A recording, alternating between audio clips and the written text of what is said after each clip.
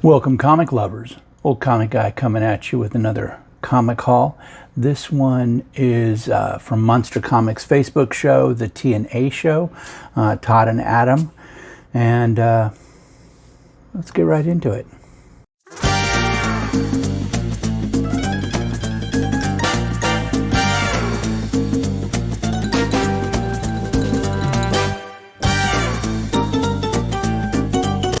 All right, you guys, so this is what I got. I have Futures and Flash.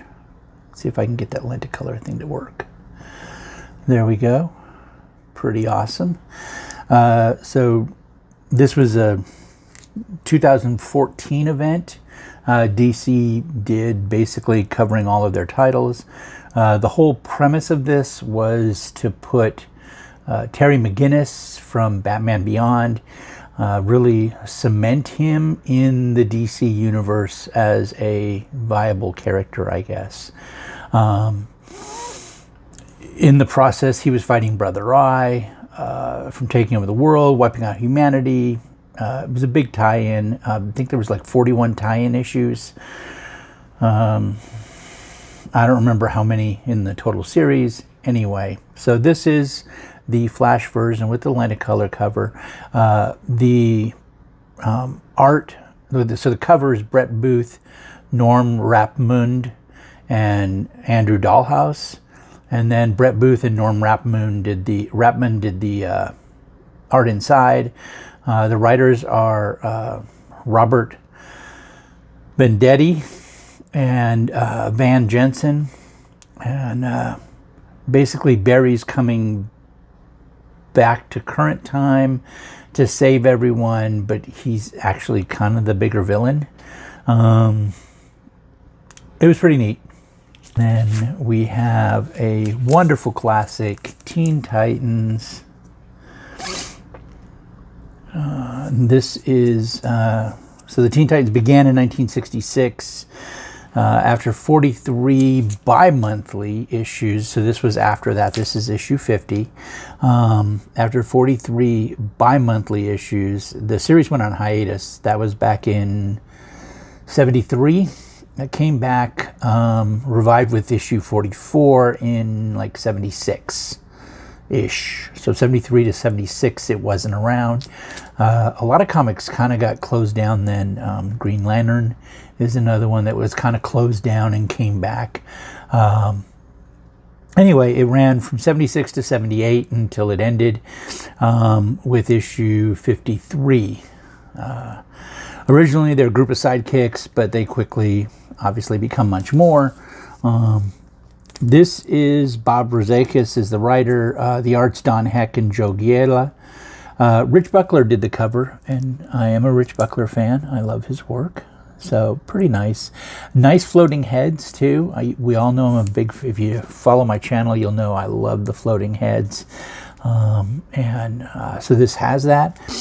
The story's basically having them against Captain Calamity, but while the Teen Titans West formed to deal with Mr. Esper. First appearance of Teen Titans West is right here, and which wasn't really a separate group, but they were Teen Titan members or previous Teen Titan members that were living on the West Coast. So it's kind of this non-group that's really just a part of the Teen Titans. Interesting thing about this issue also is it's the first appearance of Space Trek 2022. Yeah, we've passed it. Ooh. It was a television show. It was a big fictional television show in DC Universe. And it had, so this would have been written in 77, right? It was by Mammoth Studios, I think was the fictional studio name. Garfield Logan, the Beast, the character Beast Boy, and later Changeling, starred as Lieutenant Torque on the show. Yes, completely ripping off of Star Trek. But what I think is interesting is it's Space Trek 2022. Like they expected in 2022. This is back in the 70s, right? So they wrote this thinking that in the 2022 we'd be in space, right? Like that's where they pictured Star Trek being. Now that we've made it past 2022, we're like so far behind where they thought we were going to be, right? Pretty cool. Anyway, I think it's pretty neat. First appearance of Teen Titans West, and first appearance, oddly, I don't know that that's really a key or anything else, but of Space Trek 2022. And then continuing with that kind of run here, I did find Tales of Teen Titans annual number 3. This was a series that began in the 80s, featuring the Teen Titans. And this is the one that added Beast Boy to the team completely. He was calling himself Changeling now. And then added Starfire, Raven, and Cyborg. And those were all new characters. And it was done by Marv Wolfman, George Perez.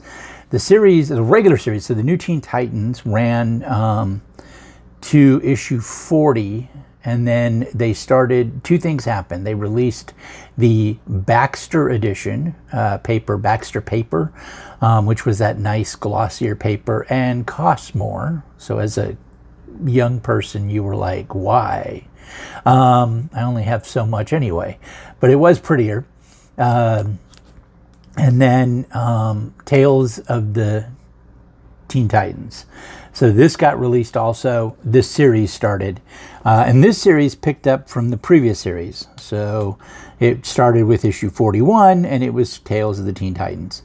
They were published simultaneously, which makes sense because Teen Titans were the #1 comic book at that time, beating everyone else.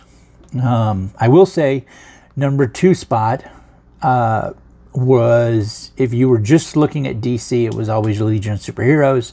They really, really wanted to knock Marv and George off, but could not pull it off. And that was Keith Giffen and Levitz and Giffen run, I believe. That was really just they were the second. So that meant they were either #2 or #3, depending upon whether or not that month's sales surpassed the Uncanny X-Men, which was actually #2. It was Marvel's #1, and it was #2 overall. So it sounds like DC had like the top, but genuinely, if you even look at the top 5, it went from 2 DC books and all 3 Marvel. And when you looked at the top 10, I think at that time, it was 2 DC books and 8 Marvel. DC was really struggling. Even though they had the top spot, they struggled to really duplicate that model. Anyway, starting with issue 59 of this series is when it was strictly composed of reprints of the Baxter edition. The Baxter edition was set a little bit in the future, and this just continued its place, and then it fit in. It was kind of cool. So this is volume 3. This is Marv Wolfman, George Perez, Dick Giordano on the cover. Letterer was Ben Odo. Editor was Marv Wolfman and George Perez. That was often the case when your book was the top guy. You got to be the editor of your own book. DC did that a lot, actually, though, not just because you were the top dog, because they did that with All-Star Squadron, too. The executive editor of the time was Dick Giordano. This is part 4 and the finale of the Judas Contract. So this is the issue that Tara dies in. Tara betrayed the Teen Titans with the Terminator, Slade Wilson, Deathstroke, whatever you want to go by. And this is the issue where she dies. I picked up Infinity Incorporated. This is issue 36. Infinity Incorporated is a superhero team that focused on the children of the JSA. And successors, I guess not just children, successors too. The original members were Brainwave Jr., Fury, Jade, Northwind, Nuklon, Obsidian, Silver Scarab, and Star Spangled Kid was the leader. Later, he would change his name to Skyman before ultimately bad stuff happened.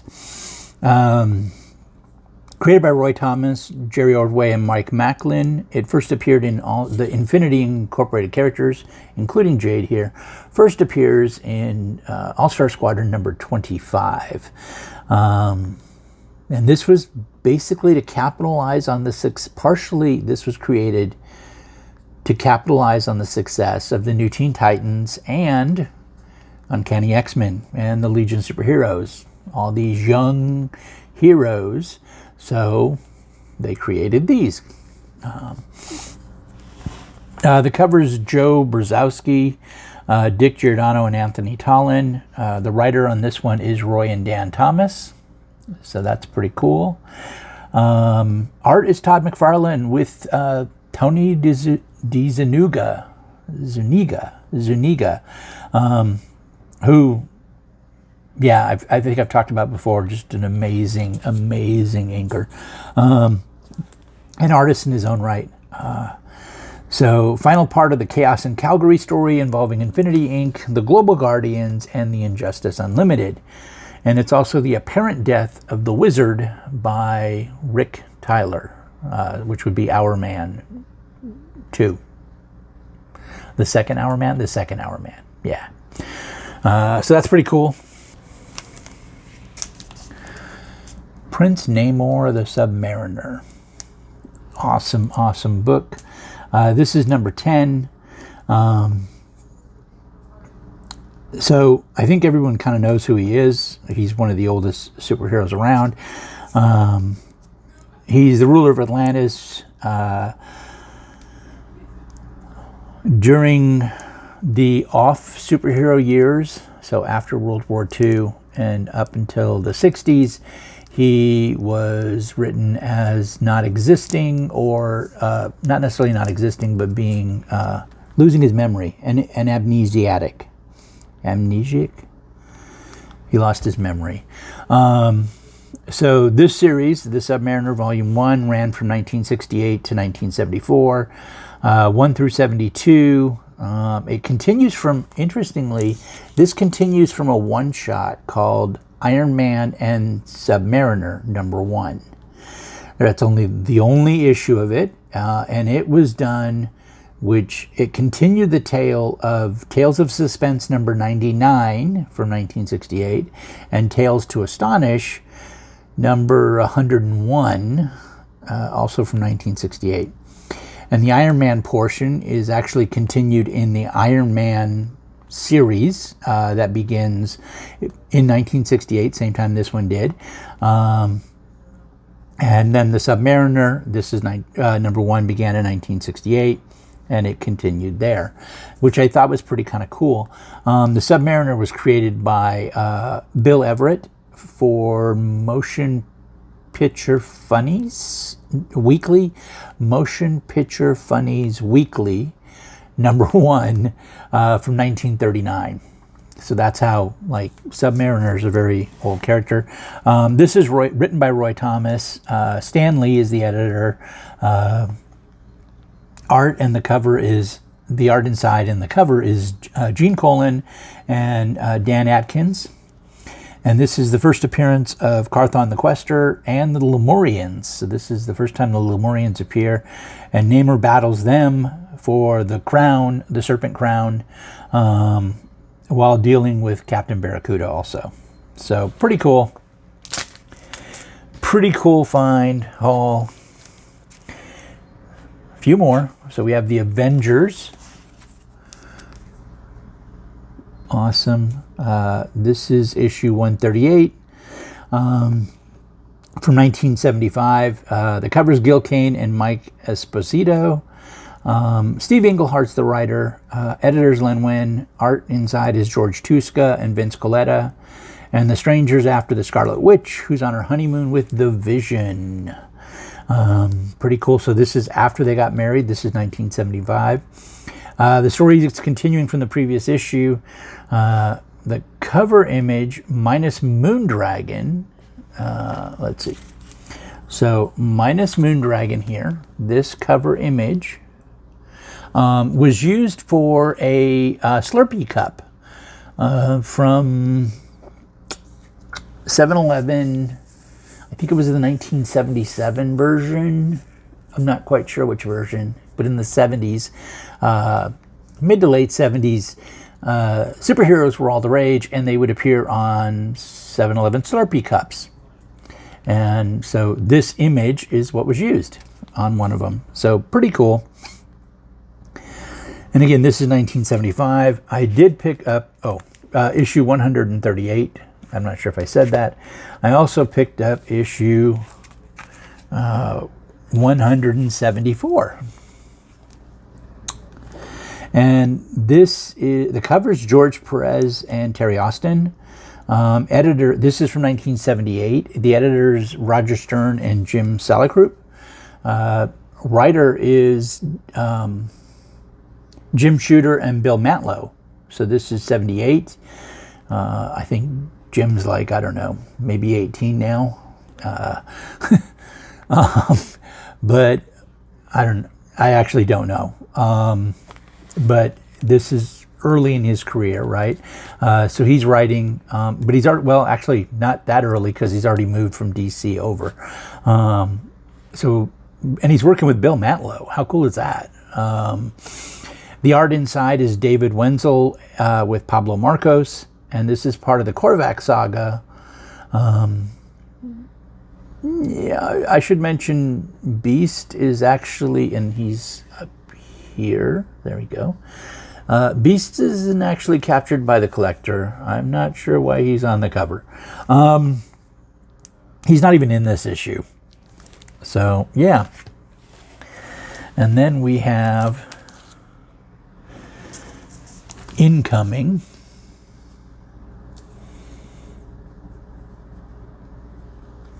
So, Incoming, the cover is George Molina. There's lots of writers and lots of artists. This is from 2020. It's the first appearance of the Alliance, which is the combined Kree-Skrull. Now that Hulkling is the ruler or leader, it sets up weird things with the Masked Raider and the return of the Kotatai, which were aliens that had created that plant swordsman and stuff. So, yeah. This was just really kind of a setup thing. So there's lots of stories and art. It just was kind of different. And really, I said lots of writers, right? Like, when there's 6 stories, I give them to you. But there was a lot more in that. And I say that because, oh look, Wildstorm Rarities, which is pretty cool. Some Gen 13 characters on the cover. So the cover's Brett Booth and Tom McQueenie. It's from 1994. It has 6 stories. The Mall story is Mark Waid and H.K. Proger, with art by Matt Brome and Chuck Gibson. The Crusade story is Jim Lee, Sean Ruffner, and H.K. Proger. And art is Ryan Benjamin with Homage Studios doing the inking. The Kindred story, Kindred, is Sean Ruffner, Brett Booth, and H.K. Proger, with Brett Booth and Sal Regula doing the art. The first Stormwatch story, well, actually both Stormwatch stories are Jim Lee and Brandon Choi are written by them.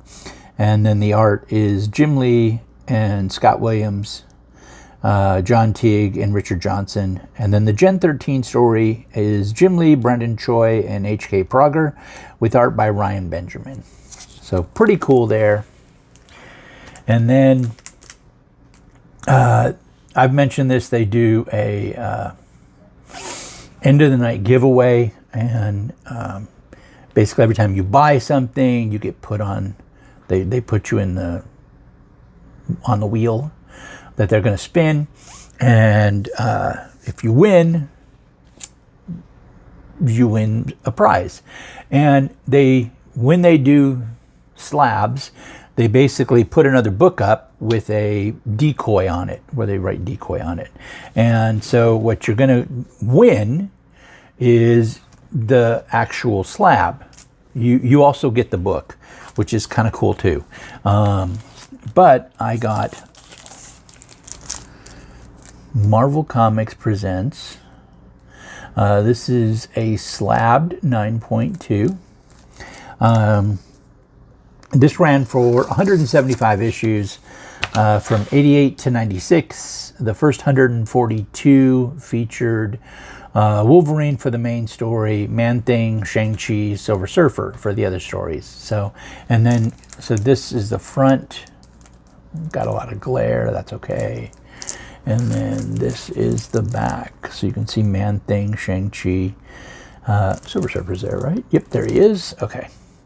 Pretty cool. This is number 1.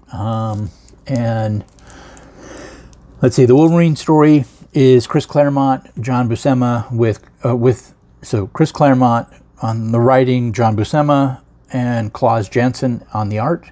The Man-Thing story is Steve Gerber with Tom Sutton and Dave Cochran on the art. And then the Shang-Chi is Doug Munich with Tom Grindberg and Tom Sutton on the art. And then the Silver Surfer story is Al Milgrom, and the art is Al Milgrom. So, pretty cool haul. I don't remember what everything ended up costing me, but the win makes it all worth it, right? I don't remember. I think, if I recall right, this was actually the decoy. So I got this for free too.